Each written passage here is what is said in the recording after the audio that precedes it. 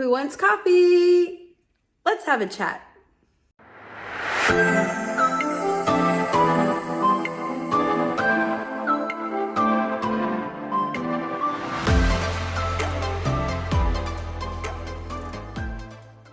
So, today I wanted to have a little discussion. If you guys remember, either last week or the week before, I put out a call for all experienced carnivores to help answer my question. And the question that I put out was, how much protein should I be eating? Because I had no idea. So I got some really amazing responses. All responses were so informative and so great. And first of all, I want to thank you guys for just taking a second to care and to just comment and to try to help me. That was really amazing. It was really amazing. But I feel that a lot of your answers are going to help a lot of people, a lot of other people that are also probably just beginners, just like me, and are trying to figure out this diet. So I wanted to share some of the amazing answers that I got from you amazing experienced carnivores. So that's what this episode is dedicated to. So here we go. The first one I want to share is this Susie in the South, 1931. She really gave me a really great mindset saying to think about. She says, because I was saying, I don't know how much I can have, I don't know how much I can't have. And she said, it's not that you can't have it. You choose not to have it. That food just doesn't work for you and your health. I was like, yeah, that is really powerful, because often, you know, when we diet, the diet has rules and we submit to the rules, and that submitting to the rules just takes away our power. But to put it the way Susie said it, this food just doesn't work for my health, for me and my health right now. That is a place of power. That's coming from a place of power and being in control of my future self, which, you know, you've heard me talk a little bit about. I'm constantly trying to focus on her. What is she eating? What is she thinking? What is she feeling? All fit and not in pain and overeating and just not dealing with all the stuff that I have shown you guys that I am dealing with. So it just doesn't work for me and my health right now. I love that. So thank you, Susie. I think that's really going to help a lot of people. The next really good advice I got is from Minimalist Carnivore. That's a great name. So he's answering my question on trying to figure out how much protein I should have. And one of the things that he says, he suggests is 1 gram of protein to 1 pound of ideal weight. So I'll say that again, 1 gram of protein for every 1 pound of my ideal, my future self weight. So I don't know if you guys can tell, but I'm pretty short. I'm only 5'3". So I'm thinking, I've been 120 before, and I think that might be a good place for me, between 120 and 140. So I'm going to go with the low end of that and try to eat 120 grams, just because I think it's harder to eat 140 grams of protein. So I am going to eat 120 grams of protein based on Minimalist Carnivore's advice. I think it's really great advice. He says that many people undereat doing this diet, and the more that he ate, he found that he lost. And that makes a lot of sense to me because I was watching Dr. Elizabeth Bright. I was watching her, one of you sent me her link to a video that she was doing about menopause. And in that video, she talks about ketones. And she says that if ketones are not showing up in our urine, it's because our body has burned it for energy. Our body will burn carbohydrates or ketones. And if there are no ketones, that means the body has already burned it. So that makes me feel like, okay, but what if I'm not giving my body enough ketones to burn? And in her video, she says the body will then go to eat muscle.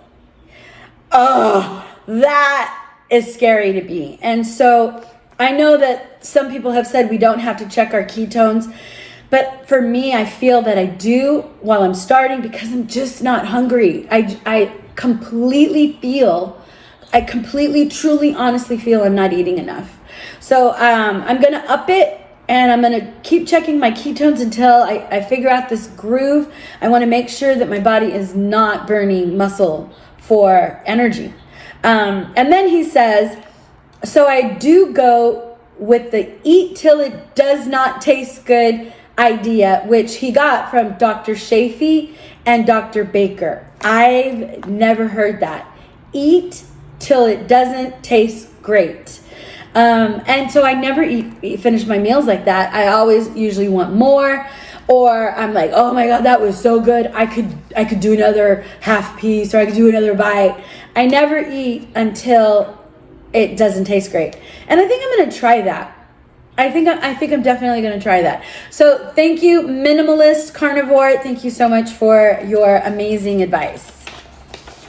Next, another person that has said the very same thing as Minimalist is Salty Texas Ranger. Salty Texas Ranger said in his first comment for me, when your food starts tasting less satisfying, it's your body giving you the clue that it's full. So there you have it. You have two great minds thinking alike, giving the same advice. So I think I'm definitely going to try that. So thanks, guys. I want to continue to share some other things that Salty Texas Ranger said. He says, or she says, if you get cravings for sweet and carbs, cook a pound of thick bacon and eat as much as you can. I used the bacon technique on my day 3, and it saved me from quitting. Yes, I ate the entire pound of bacon. That's great advice. And what I love about that is that it'll always make sure that I have purse bacon, or bacon purse bacon. It'll always make sure that I have snacks and that I never run out. So I love that. I'm definitely going to fry up a whole thing of bacon, and I'm going to put it in a container for those emergency snacks. So thank you for that. Okay, next. Author Girl Pet Parrot. She's answering my question where I said, oh my God, I forgot to eat today. I think that's bad. And so she's actually talking about fasting here. She says, eat until satisfied, but fast until you're hungry. That's the easiest way. Eat until you're satisfied and then fast until you're hungry. That's great advice. She does give a little caveat here. She says, fasting is only bad if you're a woman that needs a lot of hormonal healing, because fasting can cause stress and cortisol levels to rise.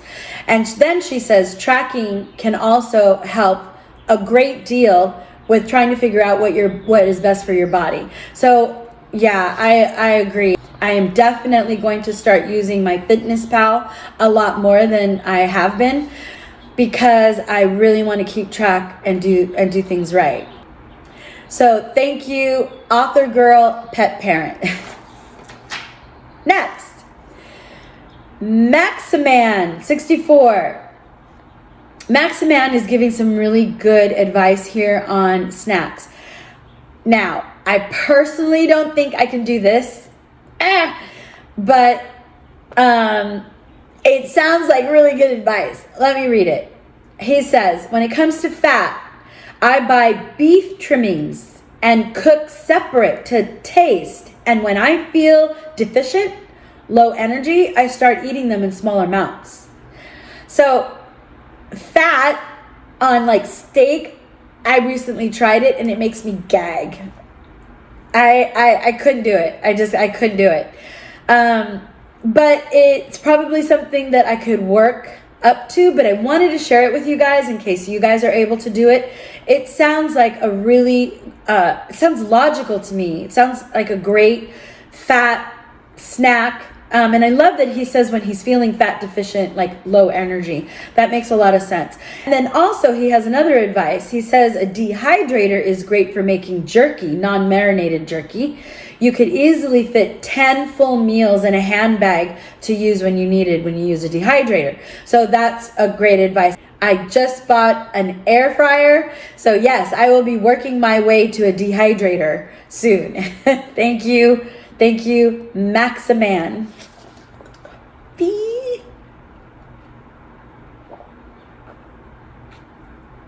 Oh my God, it's so good. Okay, next, Diva AA 608. Diva AA.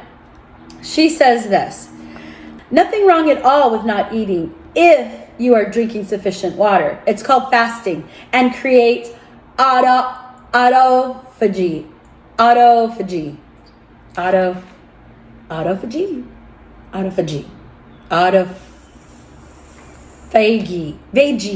don't know. It's that. So that, she says, cells are given the chance to clean up inflammation in the body when not busy digesting. And then this is really, really important. I really wanted to share this. She says, carnivores fighting cancer and other diseases will regularly practice intermittent fasting, sometimes 24 hours or 48 hours. I know that there are some subscribers here that have commented that they are fighting cancer. So I wanted to just share that with you and give you that information so that you can explore it and maybe talk to your doctor about it. But I definitely wanted to get that out there to the masses. It's really, really important advice, I think. So thank you, Diva AA. Thank you for coming to my rescue. Okay, and then the last one that I really like that I'm going to start trying is from Keto in the Midst. And she says, load some butter on your meats. It will sustain you through the next meal. I love that. Load some butter on your steaks. There's a restaurant here, Ruth Chris, and they often bring a sizzling steak to your table and there's butter on it being sizzled and melted. So that really sounds yummy. And I'm definitely going to try that on my next date and I will bring that to you guys. So that is what I wanted to share with you guys. Thank you so much. I am going to put out another question for our experienced carnivores. If you have any questions that you want me to put in this next video for our experienced carnivores, put it in the comments and I will get it in the video. Or I will make a video. I'd like to make one video per question so that it's just all in one place for us. So yeah, great guys. So that is it. There's your advice. Let's have a great day today and stay strong. And I will talk to you on the next video and I will see you on the inside.